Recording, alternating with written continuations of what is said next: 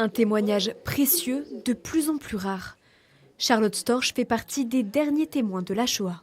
À partir de 6 ans, quand on était en France et qu'on était juif, il fallait tout le temps, dès qu'on sortait, porter cette étoile juive.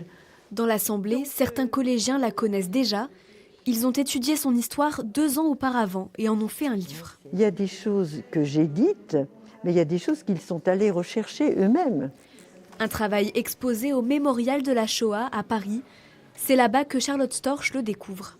J'ai été non seulement émue, parce que c'est la première fois qu'on écrit mon histoire, enfin l'histoire de ma famille, mais surtout admirative devant le travail des élèves, ce qu'ils ont fait de recherche, de présentation, d'esthétique. À 94 ans, elle parcourt près de 500 km pour venir rencontrer ses élèves. C'est un grand moment, enfin voilà, c'est beaucoup d'émotions en fait. Voilà, parce qu'à l'école en fait on va raconter des histoires et on raconte aussi l'histoire. Et là c'était le projet de Charlotte. Et donc la rencontrer comme ça, c'est vraiment toucher l'histoire en fait du doigt. 2 heures de conférence pour livrer son témoignage, celui d'une enfant juive de 9 ans, cachée chez des inconnus pour échapper aux rafles nazis.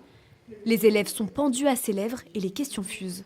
Quelle a été votre première réaction quand vous avez revu votre petit frère et votre mère? C'est quand même rare de voir une vraie personne qui a vécu cette histoire.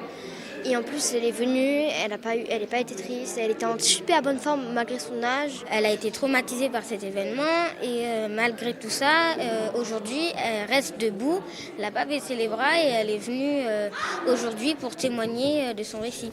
Une rencontre entre 2 générations pour transmettre l'histoire et ne jamais oublier.